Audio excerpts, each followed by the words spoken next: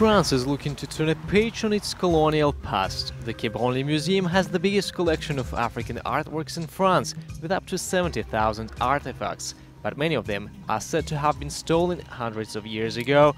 This according to a report commissioned by French President Emmanuel Macron, which is calling for the objects to be returned. Within 5 years, I want there to be the conditions for the temporary or permanent restitution of African heritage to Africa. 1 year on, President Macron has announced the return of 26 artworks looted from the West African state of Benin.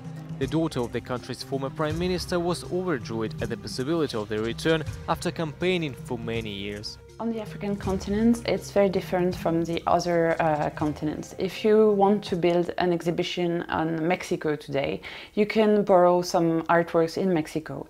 If you want to present Gabon or Mali, you ask France. If you want to present Congo, you ask Belgium.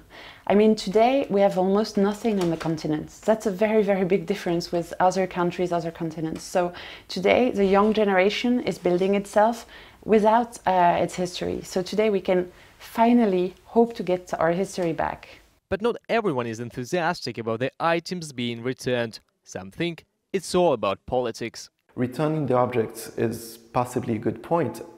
Entering into dialogue is the best thing that we can do. But who are we going to return the objects to? I'm not sure today the museums in Benin are ready in terms of conservation, condition of the buildings to welcome these objects. This king's throne and these royal statues were taken in 1892 during a colonial war against the then Kingdom of Dahomey. More than 100 years later, they will finally return to their homelands, Benin. But is it time for France to change its heritage law? The challenge in the long term still remains.